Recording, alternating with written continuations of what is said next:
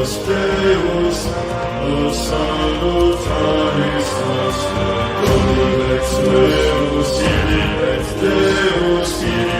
Deus, Deus noster, Nicala, Domine ex Deus, Rapamandeli, Arcangeli, Athepateti, Ladamonterem, Domino Maestatis,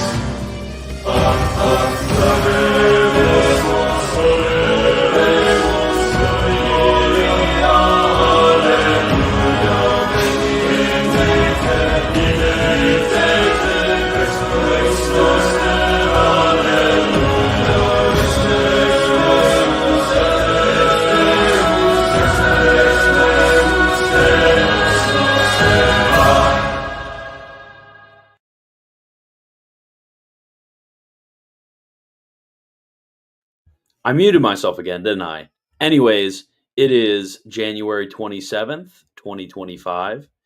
It is very close to the feast day of St. Thomas Aquinas. Tomorrow is the feast day, for those who don't know, on the Novus Ordo calendar. It is actually the day of the translation of his relics rather than the day of his death, which is what the old calendar had his feast on. The reason they switched it before all of you guys were like, oh, actually, the old calendar date is the real feast day. The reason they changed it is actually because they loved St. Thomas so much when they were doing all of the editing of the calendar that they wanted to take him out of Lent so they could have a proper solemnity for his feast day. Now, unfortunately, as we know, Lenten practices are not as stringent now, so that may not sound like a big deal, but it actually is a huge deal. So tomorrow we're going to be having a lot of different events, so keep an eye on it. I'll be releasing a special video which will be going over St. Thomas's life according to a homily from Sylvius. Those who don't know Sylvius, he's a very good Baroque theologian. He did a sermon in praise of St. Thomas. So I'm going to be doing a basically a video which is going over that text. I'll be posting the text on Patreon for all my patrons, and I'll be posting a video with the audio for all of you guys. And then I'm going to be having two streams tomorrow. So one earlier in the day at 2 p.m. Eastern Standard Time. And then another one, and that one's going to be a member-only stream with Astro. We're going to be spending an hour or two just hanging out, talking about how we love St. Thomas, talking about maybe we'll be able to take a lot of questions because it's going to be only a member only stream, so the chat won't be as active. So we'll basically be answering all questions, hanging out, talking about St. Thomas, why we love him, how better to study him, etc., etc. And then for our main event later in the evening, I'll be having Hassan on, and Hassan and we will be streaming about St. Thomas as well, answering questions, talking about some things we think are underemphasized in the study of St. Thomas, etc., etc. So, this is going to be beautiful. It's going to be excellent. We're going to have a great time. I'm so excited for the feast day of St. Thomas. And as one of our wonderful super chatters let us know, it was a blast to have you here in North Dakota. Everyone loved the speech. Looking forward to future events. So thank you, David. So and I'll get into the Q&A after this, I was just in North Dakota. I was speaking at an event. I went to a dinner. I got to meet the governor. It's kind of cool. Got to meet some state legislators. I got to sit on the floor of the state legislature and listen to. I mean, the bills that day were kind of boring. I mean, there was one which was to lower penalties for those with sex offenses, and it passed, unfortunately. Obviously, the guy who I was sitting on the floor with did not support the bill.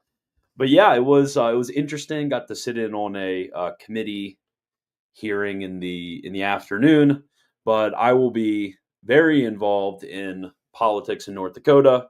I'll be taking a few trips up there every year, giving speeches, helping out in other ways. I don't know how much I'm supposed to say versus not say. so I guess I'll keep it more anonymous.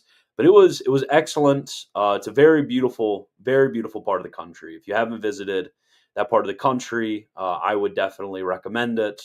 Got to go ice fishing, caught a pike, caught some walleye. It's very fun. There's actually a very, very strong Catholic community in Bismarck, in North Dakota. A lot of Catholic churches. They have a little Catholic bookshop as well in the area, and they have a university, University of Mary, which is one of the Newman schools. And from what I've heard, there's a lot of good about it. It's much better than many of the other options. So yeah, prepare for more absences from me, temporary absences. So when I'm actually here, I'm actually in North Carolina because I have probably another trip next month to Ohio, and then I have another trip to a Muslim country, which I will not say more details about after that.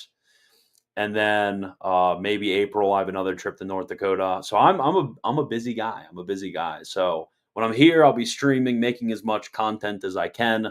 Other times, I'll be traveling around, doing various different things. If you guys are wondering, because I have been asked about this, yes, I can travel to you. And if you want me to speak at a club or something like that, I'm going to be making a page on my website. But yeah, I mean, if you pay my travel expenses, a modest speaker's fee, obviously not going to ask for like anything huge. Then yeah, I will to cover obviously all the work that I'm not able to do. Then yeah, I will travel out and I will speak at your event. And yeah, if anybody's interested in that, contact me. I don't have anything set up on the website yet. But anyways, but Jay Dyer says nobody at the Vatican cares about Thomism. That's completely false. Today is the year. This year is the year of St. Thomas, so it's like a double Thomism because this year is the 800th anniversary of his birth. He was born in 1225. He died in 1274. So last year was very important because it's the anniversary of his death. This year is very important because it's a big anniversary of his birth. Last year was 750 years since his death. This year was 800 years since his birth. And I think next year, I think there's something big with his canonization year. I can't remember off the top of my head the year that he was canonized. Or maybe it is the year in which he was declared Doctor of the Church. So yeah, there's a lot of big stuff going on when it comes to the Vatican as well. Maybe I will do some sort of video talking about that because everybody still cares about St. Thomas in the Vatican, contrary to popular belief. Okay, anyways, I think those are all the updates. Very exciting stuff, guys. Very exciting stuff. I have a video coming out soon as well on St. St. Well, St. Thomas one is tomorrow, but after that, I'll be having a video coming out soon, maybe Wednesday, maybe Thursday.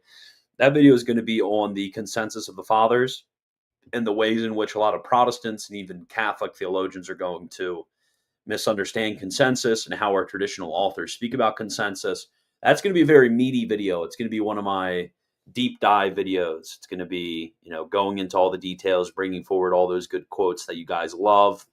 So definitely keep a lookout on that. So I'm going to be getting into all of that fun Q&A now. And as you can see, my internet's doing fine. Ethernet cord, I guess, is doing good. We're still figuring out what the particular problem is because Ethernet fixed a little bit. I think it might be like a time of day thing. I don't know, because it seems like the rest of the day, everything's fine. And then 7 p.m.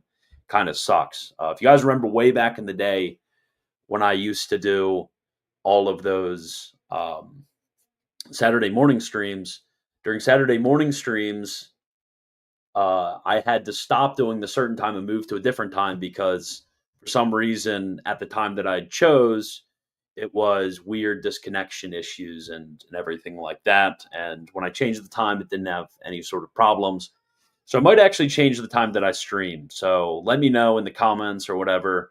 I might move it back earlier, like 6 p.m. Eastern Standard Time. Might move it back later, like 8 p.m. Eastern Standard Time. Just let me know what you guys think, and I can try that out and see if that might help or fix it at all. Okay, am I a good X user? Yes, you are. Petition the Vatican to make the feast of St. Thomas Aquinas a holy day of obligation. That would be I would love that. I would love that. I would absolutely love that. It needs to be more splendor, needs to have more attention. St. Thomas is the doctor for our times. He's been a doctor for every times, but his doctrine, there's a saying, the ink never gets wet because it's always perpetually relevant. With St. Thomas, the ink never gets wet. Everything he writes, everything from the brief and simple catechetical lectures to the biblical commentaries to his works of patrology to his liturgical works, to his dogmatic works, to his scholastic works, to his sermons, everything in between always has a certain freshness to it when it is presented. So St. Thomas's feast day must be celebrated. I will be going to Mass tomorrow morning. I hope that many of you who are listening now will consider finding a Mass to go to tomorrow. Maybe if you can, I'll be going to confession as well. Thanks be to God, my local parish actually has confession before all Masses. It's amazing. Well, it's not my local parish. It's like 25 minutes away, so it's close enough. I think it's like the second or third closest. But, if you can, confession and Mass. If not, definitely consider doing the office of readings or morning prayer or something like that. Or maybe even just, praying the litany of St. Thomas, just to get in the spirit of the feast day, to look at Thomas and follow Thomas as he follows Christ, to pattern ourselves after him as our model. Not only our model when it comes to his learning, when it comes to the subtlety of his intellect, when it comes to the fact that St. Thomas is smart, but also, and this is why he's called the angelic doctor. A lot of people don't know this. St. Thomas is not called the angelic doctor because of the fact that he wrote a lot about angels. He's not the angelic doctor because he's really smart. Rather, he's the angelic doctor because chastity is the angelic virtue. So everybody, tomorrow is a day, no matter how far that you've fallen down the corridors and down to the pits of lust and have been drawn away from the contemplation of God by women, by your own perverse desires. Tomorrow is the day to reclaim and to reaffirm your dedication to the angelic virtue of chastity. So that's also what's extremely important tomorrow, to meditate on St. Thomas's great chastity, because his chastity was very much the foundation for the subtlety of his intellect. Okay? Have you seen the College of Cardinals report websites? If not, check it out. It's pretty cool. That's interesting. Let me pull it up real quick. See if that would be. It sounds like an interesting website. I think there are probably a lot of people who would be interested in checking that out as a research tool. Okay, so College of Cardinals report who they are, where they stand. Who runs this website? I would be very interested to see who runs the website. It seems like some trad aesthetics, So I'm just curious. Not that that's a bad thing. I'm just curious about who is running this. Association of Sophia, Institute Press, and Cardinalis magazine. Okay. Oh, led by Vatican journalist Edward Penton. Never heard of this guy. And Diane Montanga. Yeah, weird Italian, right there. Executive director of the Project College of Cardinals report. Okay, I've never seen this, but it looks very cool for those who are interested in what's going to be going on with the next papal conclave. I don't have any, because obviously we all know, pray for the Holy Father every day. And as many were saying, pray for Bishop Williamson as well. Pray for Bishop Williamson. Pray for the Holy Father every day. Of course, you should be praying for the Holy Father. You should be constantly in prayer for him to draw ever closer to our Lord Jesus Christ, for him to lead the flock of the Catholic Church well, despite what you think about him. You should always be praying for him. But pray for Bishop Williamson as well. But as I was saying, it doesn't seem like the Holy Father is exactly in the best health. So pray that the will of God be carried out in terms of the election of a successor, and that we have a good, holy, and learned priest who succeeds the Holy Father. Okay, let me see. St. Thomas Day is March 7th. Okay, well, yeah, it's March 7th on the old calendar. On the new calendar, it's January 28th. So, yeah, okay. But this is actually, trust me, this is, as I said, this is actually a good thing, though. This is actually a compliment to St. Thomas because in Lent, you have your Lenten fasts, and that kind of lowers our ability to have a greater degree of splendor for the feast, because we're in a penitential season. So they moved it to a traditional day in which St. Thomas was celebrated, which is the transition of his relics. It's not like they just chose a random day. So you can just celebrate St. Thomas both days, okay? Are you really saying that celebrating St. Thomas has to be one day or the other? We should be celebrating St. Thomas every single day. Okay? The quote Holy Father, yikes. Yeah, ban this guy. I'm banning him.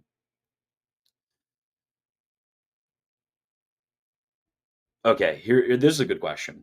Okay, so I have a question, please. A, can you elaborate on how the body is made in the image of God in that it acts through the faculties of the soul? And B, how are we more so in God's image than the angels? Okay, so as to your first question, can you elaborate on how the body is made in the image of God in that it acts through the faculties of the soul? Okay, so the soul, obviously, we know that when it comes to the image of God, there's various ways in which the image of God is spoken of, and there's also various ways in which the likeness of God is spoken of. So we can have a special likeness in grace. And obviously, this is something which is present only in those souls and angels which have sanctifying grace. And then we could have a special we could have the general likeness of God that just comes from having the traces. Theologians call it the traces or the footprints of the Trinity, which are present all throughout all of creation. Okay, we can talk about that as a likeness of God. And we could talk about the image of God in terms of its primary sense. The image of God in its primary sense is the fact that we have the likeness of the divine nature. The divine nature is said to be subsisting intellection. Second act. That sounds really fancy. Basically, just means divine intellection is the highest perfection of God, and therefore, when it comes to creatures, the highest perfection of creatures, higher than both being and life, is intellection, which includes both our intuition of things, so like understanding something and bringing it in and knowing it, and also the intellectual appetite, which we call the will, wherein one has the capacity to choose, capacity to love, etc., etc., etc., etc. So then there's also the so-called secondary image of God. So the secondary image of God, this is usually made in reference to the exegesis of First Corinthians. So when it comes to First Corinthians, it talks about man, as in males, those who are of the gender of males. That's what we mean by men, not generally mankind. But males are specifically in the image of God in a unique sense. Not insofar as, we have souls and women don't, like James White thinks, but in the sense that when we use the term God, often we're appropriating the term God in reference to one who has governance over others. So this is why judges in the Psalms, ye are gods, yet ye should die like men. This is why angels are specifically called sons of God. It's because God can be specifically appropriated, or Moses is compared to God and Aaron as his prophet. This is why God is more specific. Image of God is more specifically appropriated to males because obviously males are going to have roles of governance that females do not have, especially in the household, in society, and in the church. So there's primary and secondary sense of the image of God, and all the terms of likeness. So we're talking about the primary sense of the image of God.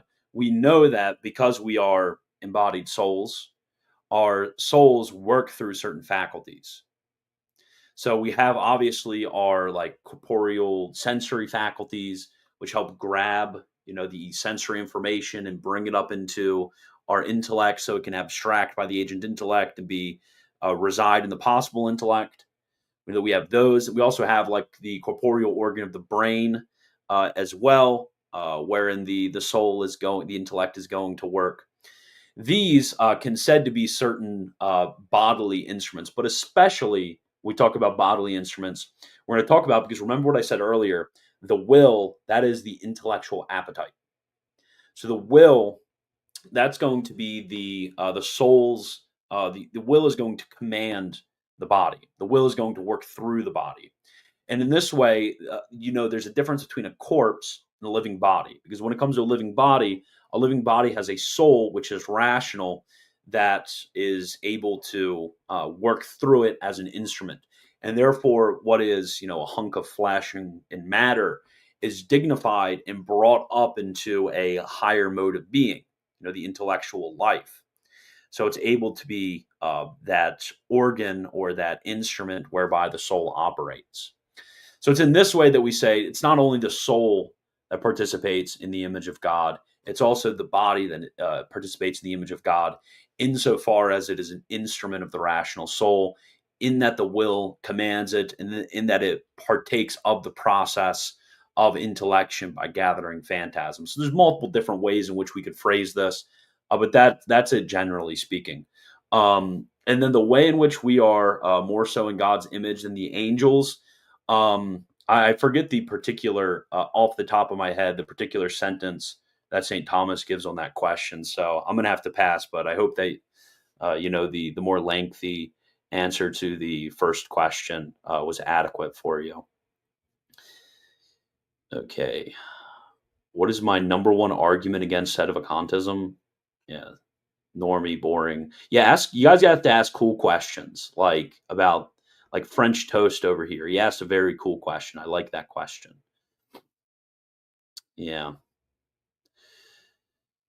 Okay, let me see.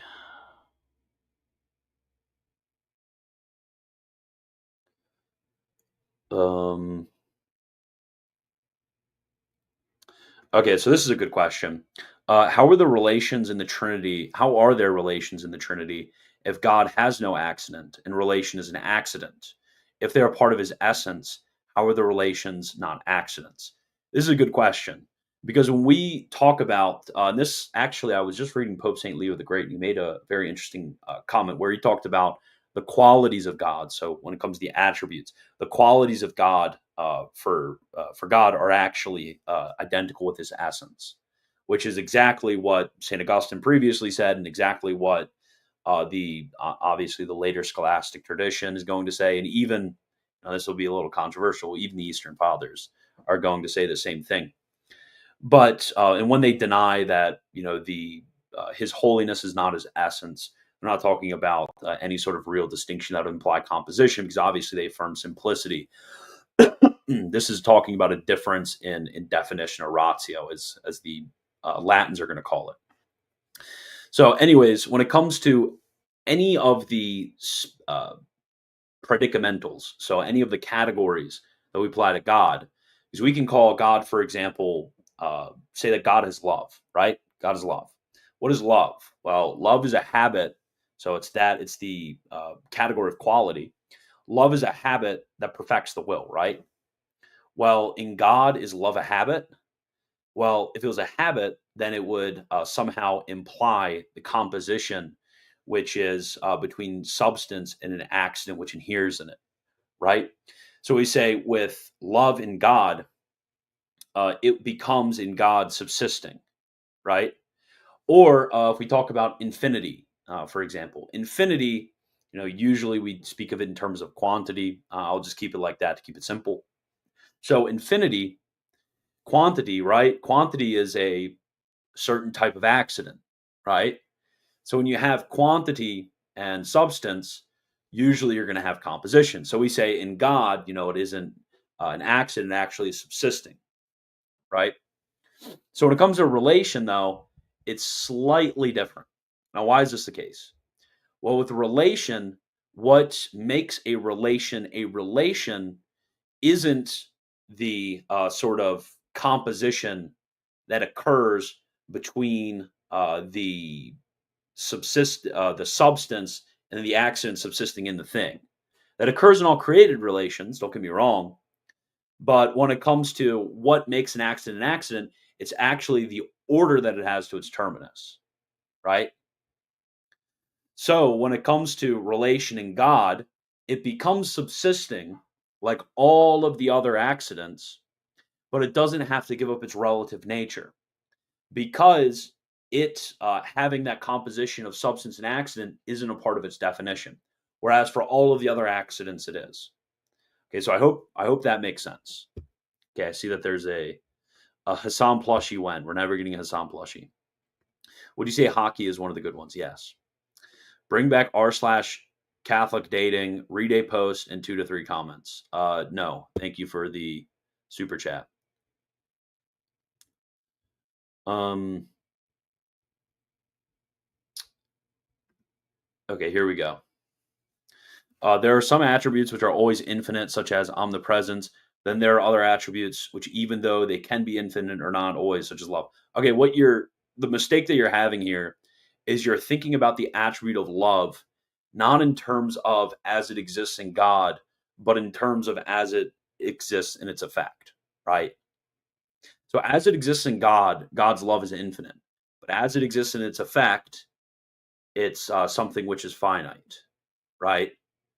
So God's love, which is really identical to his essence, God's love can't be finite. God's love is finite, then this implies finitude implies some sort of limitation, and limitation implies imperfection, and therefore you would have imperfection in God. I think this would be completely against any one of the plain readings of the fathers of the church. Okay. Okay, good. God's love is infinite in his essence. Okay, good.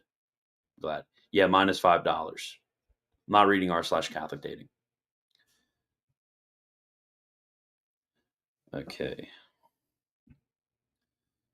Yeah, I've been meaning to read. Somebody asked about religious liberty. I've been meaning to read about religious liberty more. I read about it a good bit, but not enough where I feel comfortable, like, giving a systematic answer off the cuff. Oh wow, what is going on with these comments? These are terrible.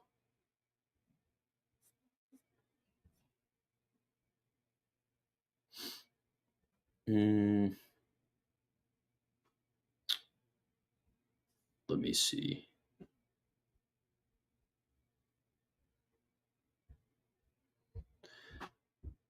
Okay, here we go. What is precisely is a misunderstanding? David has a good question too. What precisely is a misunderstanding people make when they say, if God is actus purus, why isn't he eternally creating everything? He must be stuck creating everything because act of creation. Well, the mistake is they do not understand the distinction between an act which is formally transient and an act which is virtually transient. Okay? So when we do something due to our imperfections, the intention to act and the so the internal decision we make, which is imminent, right? That's the act of our will, and the external operation. These are things which are simultaneous, right? I, intend to pick up this cup. I pick up this cup, right? The ordering of my bodily faculties to go and pick up this cup, and the will that I have to pick up this cup happens at exactly the same instant, right? Now, there's something alike to something which is formally imminent, virtually transient, something alike that, which is when I, let's say, think, tomorrow I'm going to wake up, come in this room, and pick up this cup. And I command myself to do something later. This still, again, implies imperfection. But God's operation doesn't happen like this.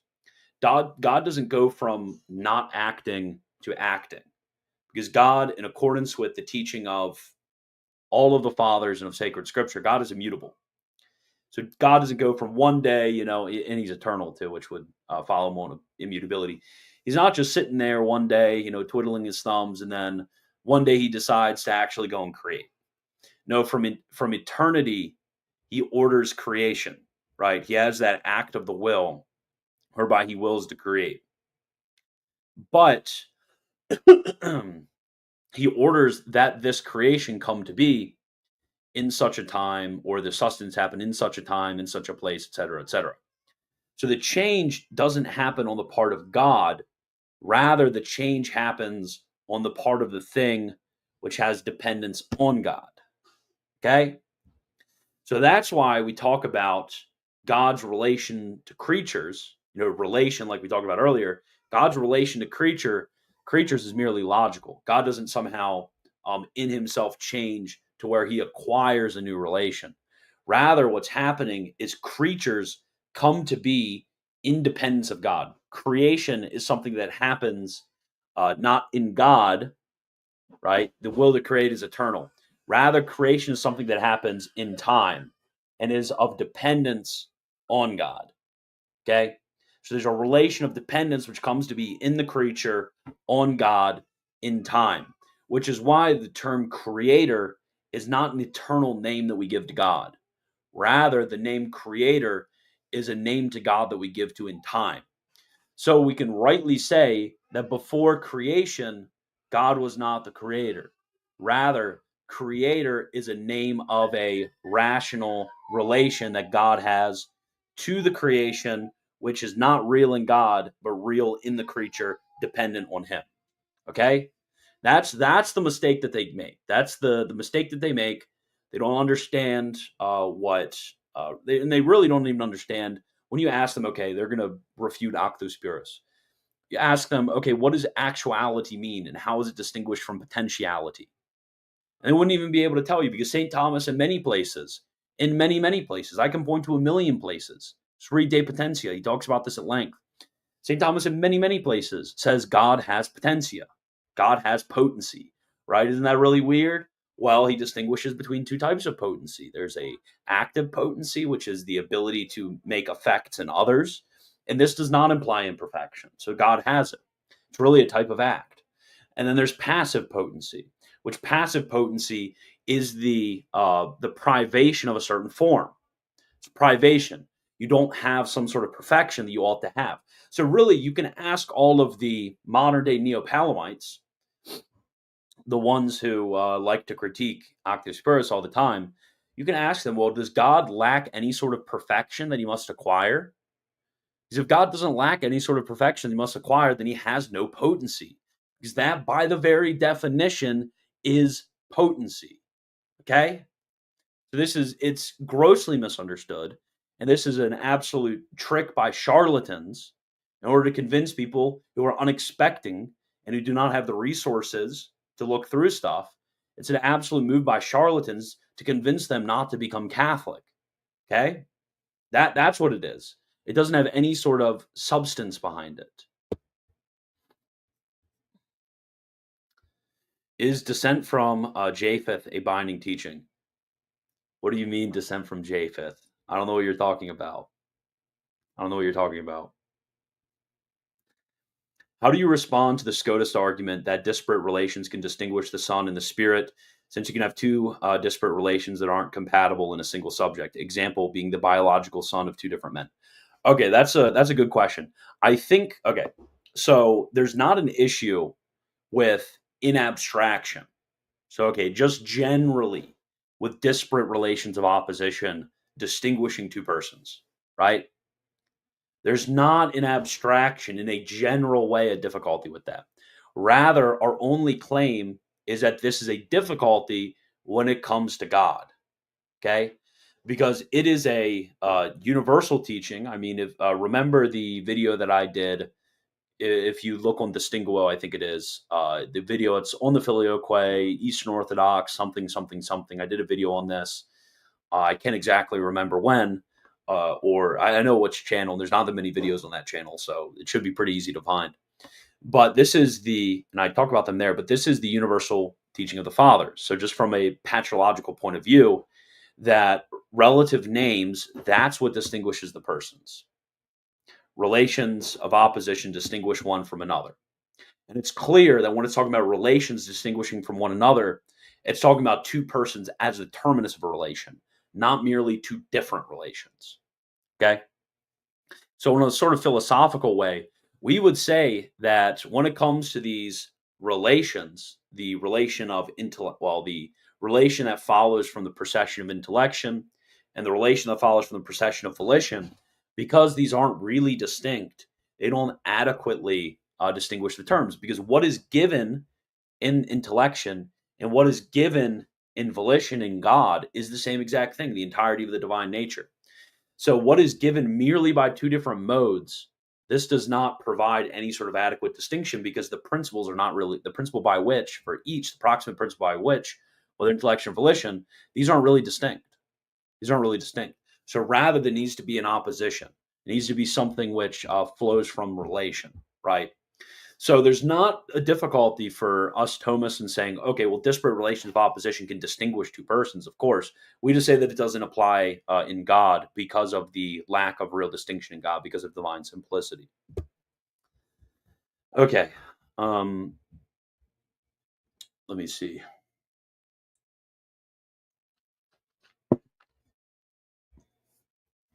Just seen a movie where the female commits a mortal sin to save a city. Stop watching movies. That's the answer. No more watching movies. Movies are dumb. I don't like movies. Never watch movies again. That's the answer. So, how to distinguish the principle of double effect from consequentialism? This is a very good question. So, when it comes to the principle of double effect, you aren't intending the effect that is evil, right? So, you're not making a conscious act of the will. Rather, this is something which incidentally follows upon the act.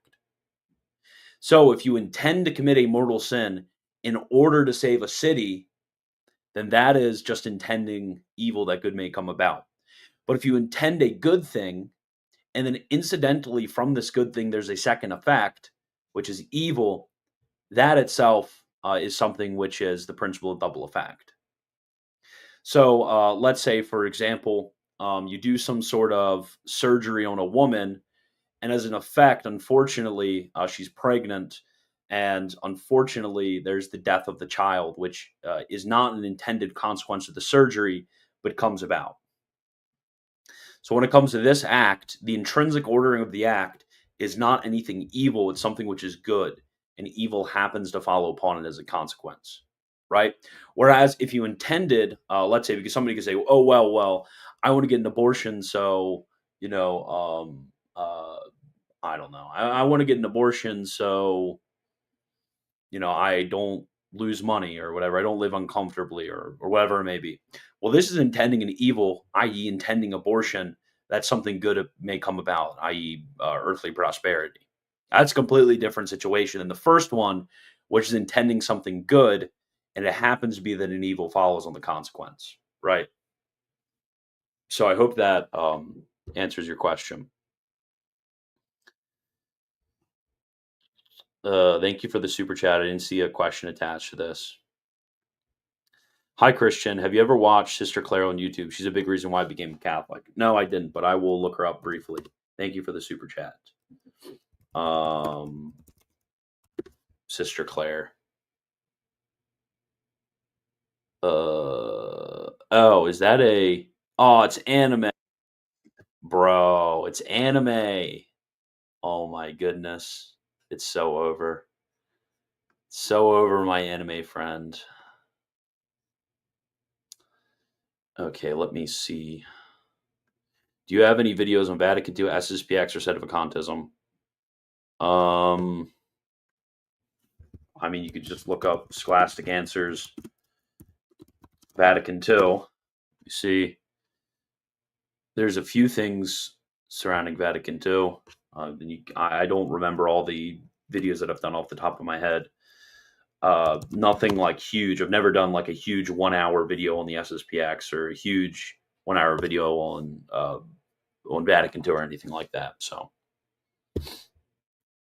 I do not have any like significant videos on that, but I have like clips and certain videos that happen to touch it, etc. Okay, so I'm struggling to reconcile Thomistic / Aristotelian cosmology with the chemistry I'm already trained on. Is St. Thomas's view on change, atomism, etc., something I must behold by faith, like creationism? I mean, when it comes to, and actually, I'll recommend a good book. I'll recommend a good book for you. This will, I think, be much more fruitful than any sort of 3-second explanation that I can give. So look up. So I'm trying to think of whether it's him or his uncle that wrote this. I don't want to give you the wrong name. Yes. Okay. So Gardale, look up Gardale, H.D. Gardale. Okay, H.D. Gardale. Look, Introduction to the Philosophy of St. Thomas Aquinas. I can give you the link. I'll give you the link in the chat right now. But Introduction to the Philosophy of St. Thomas Aquinas, and it's the book on cosmology. So it's not something that you need to hold by faith, but it is something which is tied up to divine revelation and to the historic teaching of the church in such a way, not necessarily St. Thomas's particular presentation, but what is presented in the perennial philosophy, which subsists most strongly in the teaching of St. Thomas. So these things, like, for example, substance and accidents, actually, there would be certain things related to motion as well, certain things related to the reality of change, which would be, well, although not of the per se and primary object of divine revelation and of the teaching magisterium of the church, it is something which is logically connected with it, and it is something which would be dangerous to depart from, and it is something which the church holds and which the church presents to us to hold. And St. Thomas, of course, is a certain particular presentation of the perennial philosophy. St. Thomas, unfortunately, is not identical with the perennial philosophy, but he is that in which the perennial philosophy subsists most strongly. But if you want sort of a guide of how the experimental sciences relate to what is spoken about in what philosophers call physics or cosmology, natural philosophy, whatever you want to call it, look up Gardale, look up his Introduction to Thomistic Philosophy. I'm trying to find I'm trying to find the volume on it on Isidore so I can send it to you.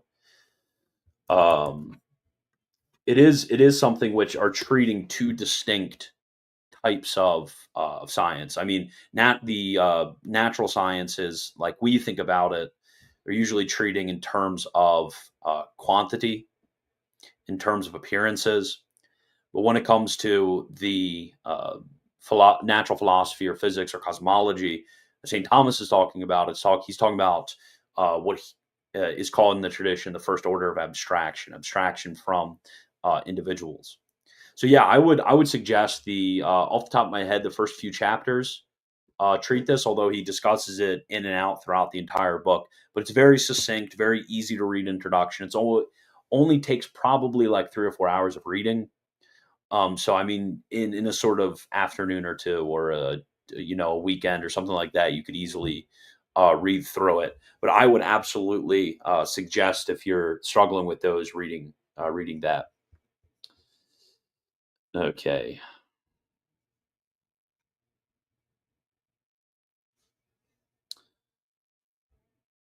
Let me see. Yes, Distinguo used an anime character one time. Okay, let me see.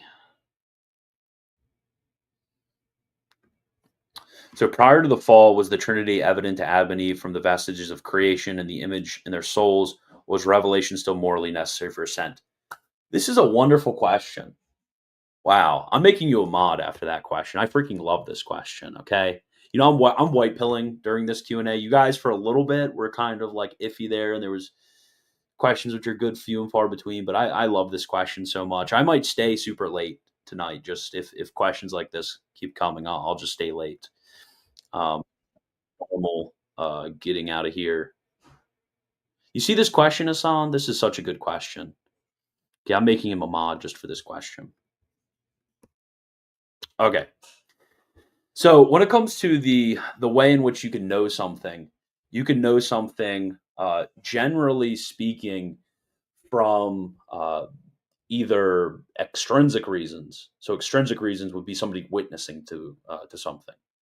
So I witnessed to you that I live in North Carolina. You don't have, most of you at least, don't have intrinsic evidence that I live in North Carolina. I could be lying about that, but you trust me on the basis of human faith. So you assent to the fact that I live in North Carolina on the basis of me witnessing. So this is called human faith. Or on the other hand, you could assent to something through the fact that there are certain necessary principles that lead you to that conclusion. So, for example, the way in which you assent to the fact that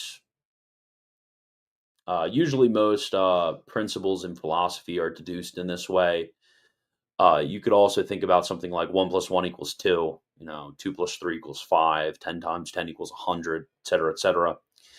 There are certain necessary principles. This flows from the very principal axioms which follow from the nature of quantity as such. So these are things you can deduce, and these are things which are knowable. In that way, you can make a scientific judgment on this fact, right? You can make a scientific judgment on things like the existence of God, some of his principal attributes, certain moral principles. There's a lot of things in which you can make, and you have the principles through the light of reason to make scientific judgments on this. And then you also have certain probable arguments. So when it comes to probable arguments, they give a certain fittingness to the fact that something is true. Like, for example, it is fitting that, trying to think of one where I would have an opinion of such. It would be fitting, or I would have a certain opinion, which an opinion is an assent with fear of error because it doesn't follow from necessary principles. I could have an opinion about something like, um, there's a lot of propositions in theology about this, which don't necessarily follow from necessary reasoning. There's a lot of people who have opinions about many of theological conclusions. Like, for example, it is very fitting um, that Joseph be assumed, or like something like that, because of there's not necessary arguments for this, not necessary scientific arguments that would follow with theological rigor. Therefore, it's not a certain conclusion in theology. There's also not divine revelation about this, and therefore we don't assent on faith. Rather, it's something which can be said to be, probable. We can have an opinion on it from the fact that it is something which is fitting, like the assumption of Joseph, Immaculate Conception of Joseph, a few things in Josephology. So, those are the three ways of knowing things. And when it comes next to human faith that comes from a human witness. We could also think about supernatural faith. And supernatural faith is the fact that God Himself has witnessed to this. God Himself has witnessed; He's approved it, and therefore, this type of knowledge surpasses any sort of scientific knowledge or probable knowledge. So, when it comes to the Trinity, we can have a certain opinion about it. We can show from nature that it is fitting. There's certain fittingness to it, and there's a billion arguments that we can use when it comes to the Trinity's fittingness. These aren't necessary arguments. It is severely erroneous. I don't think it has the mark of heresy, but it is severely erroneous, and one is obliged, and one sins against the faith if they deny this. It is severely erroneous if one says that one can have necessary natural arguments for the Trinity. It's very bad. It's rejected by the magisterium of the Church. It's rejected by the consensus of the theologians, especially after Lombard. There's a few stragglers after Lombard, but basically, ever since the 16th and 17th century, only a few weirdos who are not Orthodox Catholic theologians try to say that there are necessary scientific arguments for the Trinity.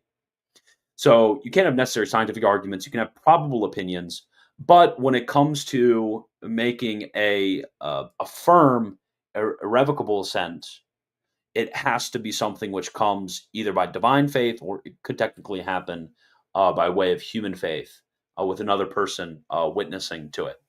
So with Adam and Eve, from the vestiges of creation and the image of the Trinity in their soul, they would be making certain opinionated assents. They would be making certain probable assents. But if they didn't have divine revelation, which we know they did have divine revelation, but let's pretend that they didn't have divine revelation.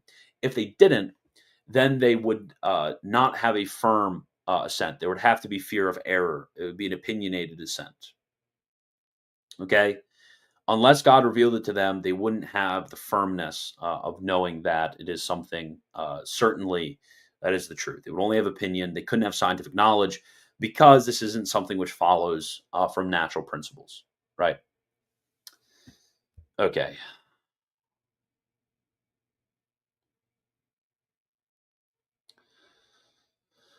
Oh, let me see. Um, if there's other questions I want to answer, I want to go back. I want to screen firmly through all the questions. Is the conflagration of the earth before or after the resurrection? It's something which is before the resurrection of the dead, because the resurrection of the dead is of the bodies, uh, you know, uh, people which died in the great conflagration. Okay. I haven't really read much Rob Kuhn, so I can't speak one way or the other.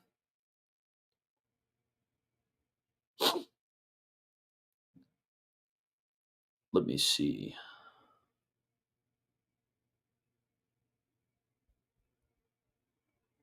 Wait. Who said that they're not a big fan of St. Thomas Aquinas? Who said that? I'm going to ban them. Oh my goodness. DN, you said that you're not a big fan of St. Thomas Aquinas. Do I ban him, guys? Oh yeah, oh yeah, David, you did have a good question above. Um, yeah, you were talking about like the degree and extent of the like physical organs of the brain and like the nervous system when it comes to intellection. I would have to read more about this. It's because there's actually like lectures on this. If you look up from the Aquinas Institute, or is it on the Thomistic? Yeah, it is Thomistic Institute on Twitter. On YouTube. Look up Thomistic Institute, and if you're really interested in this, I know that they have questions on like neuroscience. There's one 6 months ago. Does modern neuroscience disprove the existence of the soul? Dr. Paul LaPena. Um, but I don't know a bunch. Hylomorphism in the New Mechanistic Philosophy of Neuroscience from Dr. Daniel Dehaene. I don't know a bunch about this question, so it's a good question, but it's just not my expertise enough to give a very satisfactory question, except to affirm the existence of the use of the intellect of physical organs. Okay. Any recommendations on books for people who are just getting into the philosophy of St. Thomas Aquinas? I just did a stream on this the other day. Whole stream. Why does that comment keep getting deleted? What comment? I don't know. I don't see any of these.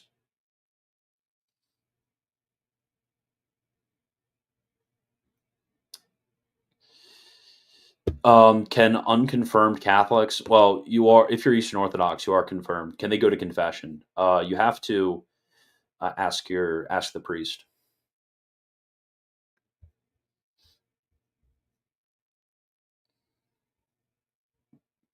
No, I don't want to talk about the controversies that followed the Papua New Guinea questions.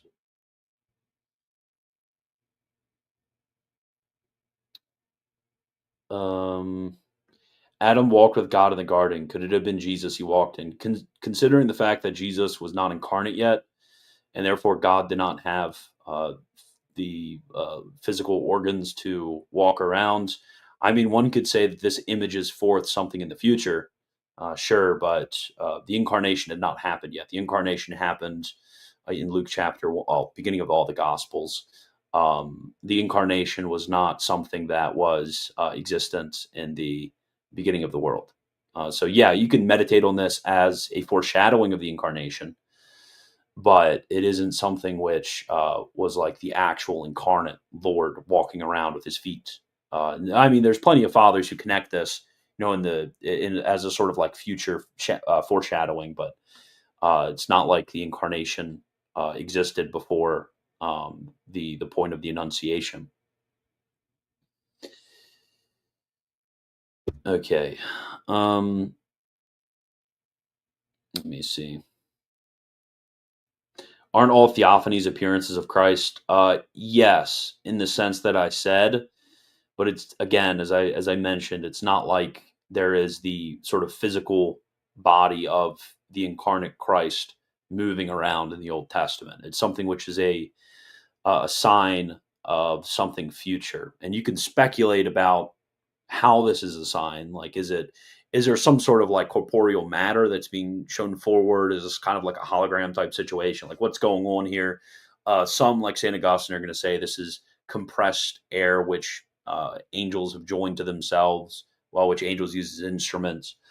You can speculate about what it is, but you can't say that this was the numerically identical body of the incarnate Christ, which was moving around in the Old Testament. The incarnation didn't happen until the Annunciation. Okay, so seems the early fathers that I've read are against self-defense slash military service. Any medieval theologians addressing this seeming consensus? Well, I don't know about particular medieval theologians who address this consensus, but the answer is, and this is going to be very important for my video on the consensus of the fathers. The answer to this question is the fact that there are multiple ways in which consensus can occur. So they can have a consensus that something is of divine revelation, so of sacred tradition or of sacred scripture. And in this case, it's going to engage the infallibility that we talk about. This is going to be an infallible consensus. This is something which cannot be wrong. This is something which all Catholics are bound to hold to, et cetera, et cetera. But there are lesser forms of consensus. Like, you can have all of the fathers agreeing on something as like a certain conclusion in theology. You can have all of the fathers agreeing on a matter of opinion. These aren't binding. As well, the first one is binding, but these aren't necessarily infallible. Like what we spoke about when it came to the first case of divine revelation. So we would simply say that that one, a lot of the individuals which are quoted aren't actually fathers. A lot of them aren't fathers. There's not that many fathers in the Ante-Nicene Church. There are very, very few compared to a lot of ecclesiastical writers in the Ante-Nicene Church. So one, a lot of these individuals actually aren't fathers of the church. And two, I would just doubt that with those fathers of the church that are there, that there is actually a firm and universal consensus, which does occur. Okay. Let me see.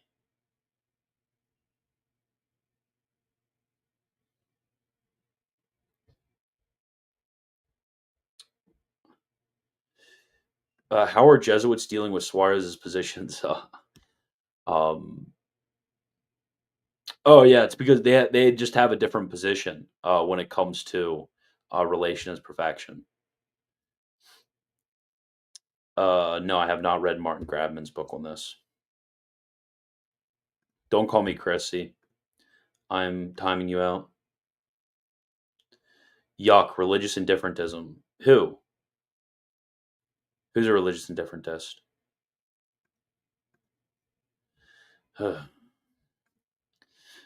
President Trump has signed a new executive order deporting all biz larpers. Shave or get gone, Fatner.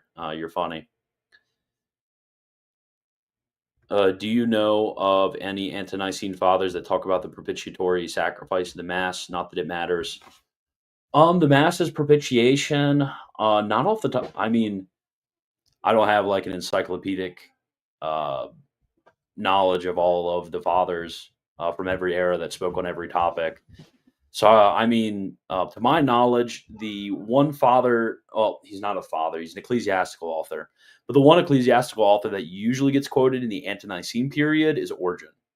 Origen talks about this in relation to, off at the top of my head, because he wrote a lot about the ways in which Old Testament sacrifices foreshadow sacrifices of Christ and of Eucharistic sacrifices. That's like off the top of my head. It's only because, like, I only answer this because of the super chat attached. I would have like felt bad just saying like, oh, I don't know, and then kind of moving off the top of my head.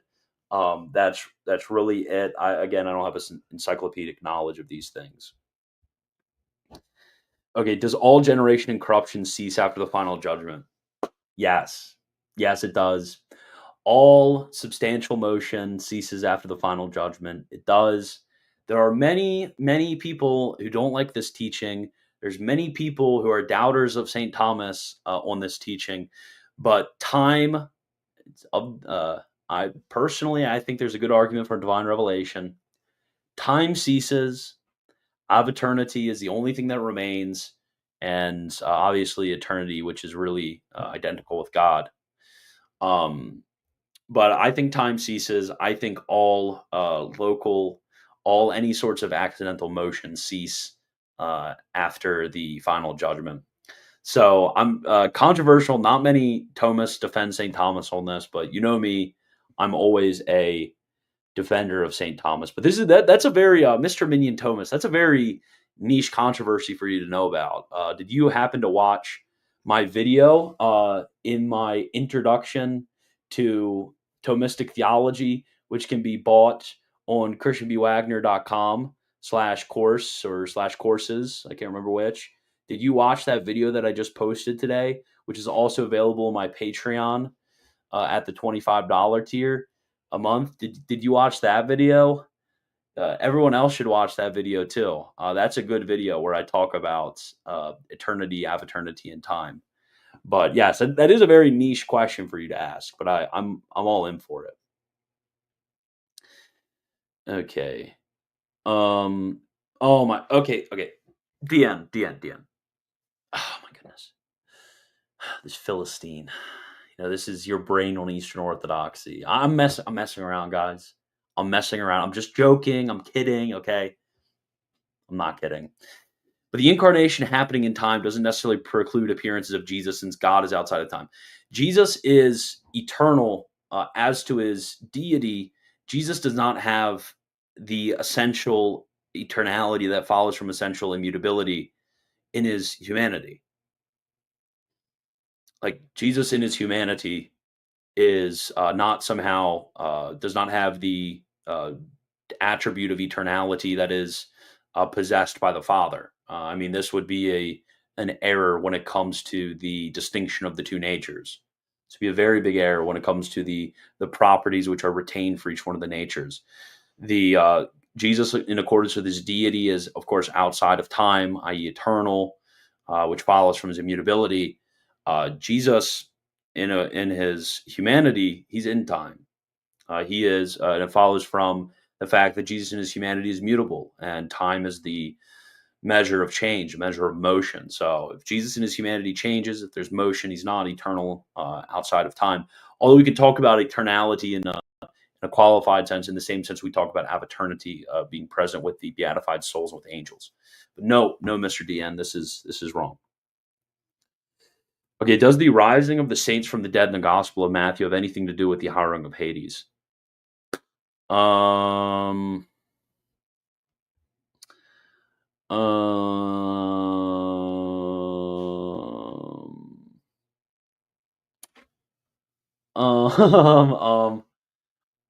actually don't know. Actually, Hassan is so disappointed in me. I can see him right now freaking out in the comment section. But I would suggest, since Hassan has given me the advice, if I cannot remember the answer to a question, or I don't know the answer to a question, to suggest a reading on the question. So I would suggest you, because St. Thomas, he wrote an entire commentary on the book of Matthew. So I would suggest you read the appropriate lectio in St. Thomas's commentary on Matthew, which, as you know, of course you know, Michael, but as you know, Michael, can be found on aquinas.cc or isidore.co/Aquinas. Okay. Anyways, let me keep moving down. I'm almost 10 minutes behind on my question. Okay, let me skip more. Wait, did Bishop Williamson die, or is he still alive? There was false reports going around that he was dead. If anybody could confirm that for me. Okay, he's not dead. Okay, good. Okay, that you scared me right there. I love the Mystic Resourceman series. From what I've seen of the Thomistic Resourceman series, it ends up being pretty good. Yeah, it just ends up being generally pretty good. Although obviously it's going to depend author by author, so I might have just been reading the good authors. Okay. Wagner, what theologians would you recommend for converts to truly grasp the meaning of Catholic theology? St. Thomas Aquinas, Watch the stream that I did a little under a week ago, around a week ago, where I talked about the easy beginner works of St. Thomas to read. You can read them; they're not hard to read. Okay, if you read the easier catechetical works of St. Thomas, you should get a very good idea of Catholic theology. Obviously, read your catechism. It should go without saying that you should be reading your catechism and then reading the compendium of the catechism. Obviously. Okay, DN. The St. Optatus video was awesome. Made me think a lot about the attitudes of the early church. Most convincing material I've seen in a long time. I love you, DN. I love you, DN. Big heart for DN. I won't ban you. I promise. I was just joking about that. Okay, this is gonna be another question I'm gonna answer on my Consensus of the Fathers video. This will be another one. But was Origen a heretic or a father? So Origen was a heretic, certainly, at least materially. Again, material. When we talk about material versus formal heretic, we're talking about personal culpability. So, was he culpable for his errors, for his heresies, or was he not culpable? I'm not certain. I don't know. One can dispute this. It's actually like medievals. This isn't like a modern liberal 20th century thing as well. There were medievals, like I'm trying to think whether 14th or 15th century, but there were certainly medievals who were debating, and I'm sure there. Oh yeah, there were discussions of the patristic era over certain authors. Origen in particular from I'm trying to think. Oh yeah, Origen in particular, for sure. I'm trying to think after the condemnation. I know before the condemnation of the Fifth Ecumenical Council, there were definitely arguments about this, about the question of fact, whether he actually meant or intended these doctrines, the question of personal culpability. I'm trying to like dig up from my brain archives of primary sources whether I have particularly seen anything. But there were like anyways, outside the patristic era, there were like medievals who were disputing whether one can hold with certainty or not that Origen is in hell. So obviously, there's definitely some room for whether he was, personally culpable for it. But when it comes to whether somebody's a father or not, it doesn't matter whether they were personally culpable. Um, it really doesn't matter one's personal culpability whether they're a father or not. In order to be a father, you have to be approved by the church as having generally safe and orthodox teachings. It doesn't exclude minor mistakes, of course, but generally speaking, in the majority of your corpus, it has to be edifying and orthodox teachings where one can safely read them without sort of providing a million little asterisks next to it, like you'd have for Origen or Tertullian. So you have to be eminent. Traditionally, this is called eminence in doctrine. Origen does not have this eminence in doctrine. Of course, he's really smart. Of course, the theologian can get a lot out of him. Nobody's denying this.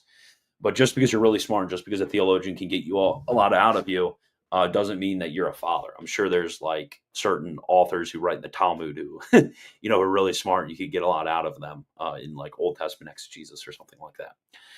So yeah, that's the deal with Origen. People usually ask the wrong questions in terms of Origen. Okay, so is it okay to transplant animal parts into humans? Um, I don't know. I don't necessarily see an immediate problem with this in terms of if there was necessity. Okay. Um. Okay. So Christian Wagner, and Elijah Yasi, thumbs up. We love you. Didn't St. Thomas teach that Our Lady had concupiscence until the Annunciation? Can this be reconciled with official Catholic teaching? Okay, so by concupiscence, and I'm doing a new style. Let me know what you guys think. I'm gonna be answering like as I scroll down. I'm gonna be answering all of the super chats, and then I'll be answering occasional, other questions that I think are really good. So I don't just like have to go skip over all of a bunch of your questions.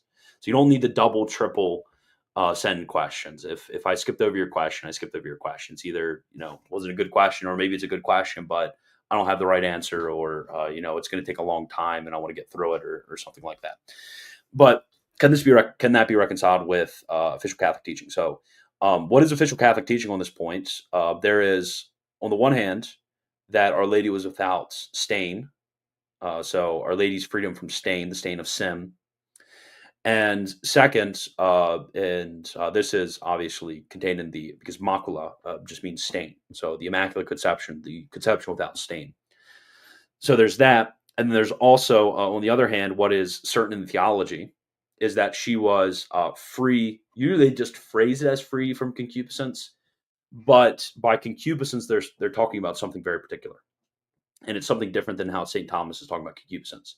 Because whereas most of the authors are going to distinguish between two types of concupiscence. So you have concupiscence, which is ordered by the intellect. So a mere ordering, which is under the control of the intellect, the mere motion towards sense pleasure or enjoyment. Even Christ and even Adam and Eve in the garden had this type of concupiscence before the fall. They even had this type of concupiscence. Our Lord had some sense enjoyment when he ate an apple or something. This type of concupiscence was present. And then they usually distinguish that from a second type of concupiscence. And this type of concupiscence is the disordered motions that follow from original sin and war against the intellect. So those which are contra reason, right? And they provide special occasions for sin. They're not formally sinful, but rather provide the special occasion of sin. And they can become sinful if one has an obligation and the ability to resist the motion of concupiscence, and they decide not to. So they make an election of the will not to. So in that way, there can be a motion of concupiscence, which is sinful in a sort of sin of omission type way. But St. Thomas distinguishes between three types of concupiscence. So on the one hand, he has obviously the type of sense enjoyment ordered by the intellect. And he says that, even our Lord, even Adam and Eve before the fall had this. So obviously Our Lady, she can be said to have this. But he says that she had these exclusively after the Annunciation. And then he distinguishes this from the second type, which are those motions against reason, which are they are a stain. They are something which would be derogatory to our Blessed Mother. These are things which would apply a denial of the Immaculate Conception, therefore said to be an error in Catholic doctrine. So with that second one, St. Thomas, he denies that the Blessed Virgin has these. He says, does not have these, okay? But then there's a third one. St. Thomas distinguishes from a third. And this third one, the third motion of concupiscence, which are motions of concupiscence that are not explicitly controlled by reason. So reason doesn't explicitly order these motions of concupiscence, like in our Lord and Adam and Eve, but they're also not against reason, providing special occasions for sin, which are a result of the fall. Rather, these are praeter, so beside reason. So these aren't against reason, they're merely beside reason. They're just not explicitly controlled by reason, but they don't war against it. So with these types, he says that she has these before the Annunciation, but she doesn't have these after the Annunciation. So that's St. Thomas's position, and that doesn't contradict either the dogma of the Immaculate Conception. It doesn't contradict the Catholic doctrine of freedom from concupiscence. It doesn't deny either of those. So at least it's my presentation that St. Thomas is not against those two. This doesn't mean that I think that every single person should hold to this doctrine. I think it's a bit niche. But one would need to argue why there is some sort of binding teaching which would necessarily exclude this. A lot of those who I've read who've denied this, they haven't said that this is against Catholic doctrine. But the way in which they present St. Thomas's teaching to me is extremely unfair and definitely not accurate. Okay. So there won't be any bodily motion in heaven. That's the idea. That's the idea of the immutability of local motion. Yeah, that's the idea, Mr. French Toast. The no time view is Cole. What do you mean the no time view is Cole? Shut up! Shut up! I'm timing out Hassan. Shut up. Oh crap. I think a super chat disappeared. No, it didn't. Be quiet, Hassan. Be quiet. You're Indian. You are the H-1B visa Thomas that I bring on here. So know your place. Follow the teaching of Saint Thomas. Okay, Hassan. That's a joke, by the way, everybody watching. That's a joke. That's a joke. Okay, but it's not a joke that I timed him out because we don't call Saint Thomas's positions coal around here. Okay. If from the act of the will in God arises Father and Son's relation to the Spirit, then wouldn't this mean the act of the will is really distinct from the act of the intellect from which the Son rises? No, this is the whole point of the Thomistic position. It says that unless there was a relation of opposition, you would be absolutely correct. Either you would have to say that there is real distinction between the faculties in God, and therefore there's composition in God, which rejects divine simplicity, or you would have to accept the teaching on the filioque, which would be that there is a relation of opposition which occurs. So this is this is a very good thought for you to have. This is the exact point which the Thomists bring up in order to refute the Scotists. On the one hand, which we would say hold to a bit of a composition, and the Phodians on the other hand, which we would say they're inconsistent, and they need to hold to relations of opposition in order to hold for distinction. Let me see.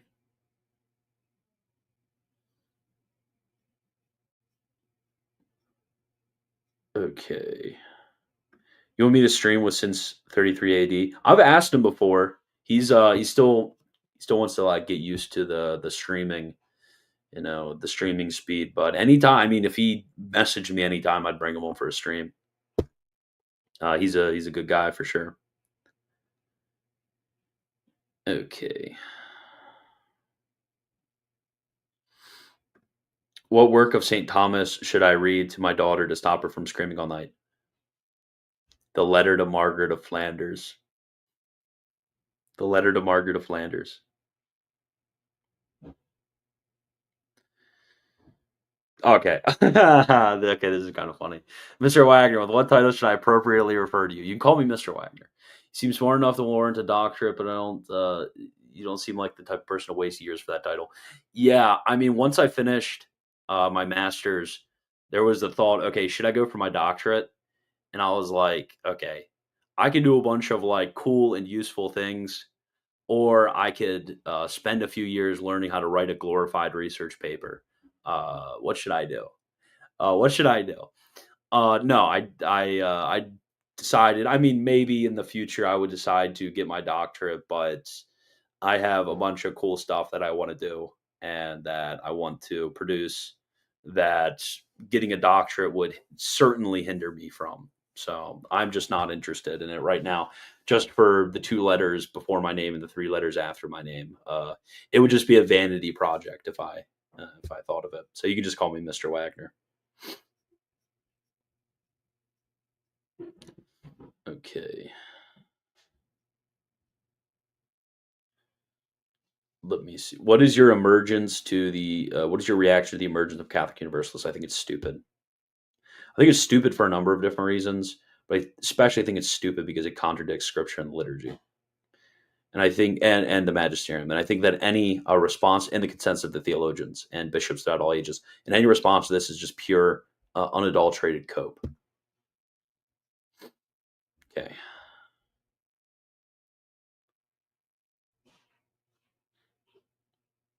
Let me see.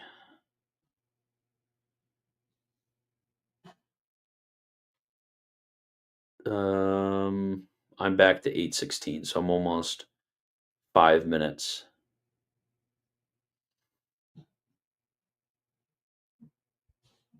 Okay. Stop asking me about the no time thing. I just hold that as my as a loyal son of St. Thomas. I can't explain it, okay? I need to read what I guarantee Capriolas and Ferrara have very good treatments of it. But unfortunately, this has been something which I haven't really read into. I just know that St. Thomas is teaching. I've read the like the loci in St. Thomas, but I haven't read the super extensive arguments about this, but I just hold the teaching of St. Thomas because it's the teaching of St. Thomas, and he's my master. Okay. Let me go down to the modern. This might be almost the end of the stream. Okay. I've heard and seen Universalists say John Paul II, Francis, etc. have affirmed universalism, non ex cathedra. Yeah, until you read what they say about hell. They take these random quotes completely in abstraction from the rest of their corpus, from the rest of their entire homiletic and literary careers. Say, oh, okay. So on the first hand, even if they did affirm it, it wouldn't matter because then they would just be wrong. That would be a very open and shut case of fact that you're obliged to hold to higher authorities, not lower authorities. So even if they did affirm it, wouldn't matter at all. But if you completely abstract these quotes, these very dubious quotes, which talk about the universal effects of the redemption of Christ, which doesn't mean the fact of universalism, of course, or maybe even the universal intention of the sacrifice of Christ, which of course doesn't mean universalism. If you abstract these quotes from the entirety of their corpus, and the person you're talking to doesn't really, doesn't really keep up on whatever Pope Francis says in his homilies, then maybe that would make sense. But if you're somebody who's actually very interested in reading what the popes say, these particular popes, throughout their homilies, throughout their other magisterial documents, throughout their personal literary works, you would see it's obviously ridiculous to call them universalists. It's the dumbest thing ever. Universalists, they're a scourge to the church. I really wish that the sword of ecclesiastical discipline would swing strongly. That's my only thought on universalists. But anyways, yes, I'm very, very grumpy now from that. But it is an hour and 20 minutes in. I'm 20 minutes over. Remember all the fun stuff that we're doing tomorrow. So I will be leaving. I need to get prepared for tomorrow. I need to get prepared another video. It was great talking to all of you. And yeah. Yep. I don't think I have anything else. So as always, God. If you really enjoy this channel, please consider becoming a patron at patreon.com/militant Thomist. At the first level, you get access to the private Discord. At the second level, you get access to weekly bonus videos. At the third level, you get access to free translations, articles, and notes on the Summa of St. Thomas. On the fourth level, you get access to course videos and DM questions. And beyond this, there are many other benefits, so please make sure to check out patreon.com/militant Thomist.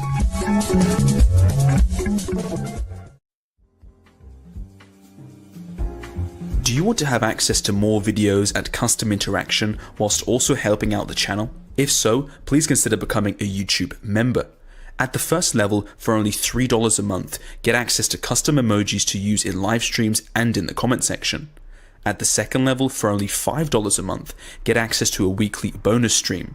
At the third level, for only $10 a month, get access to priority replies on all your comments. Click the join button below or the link in the description to find out more.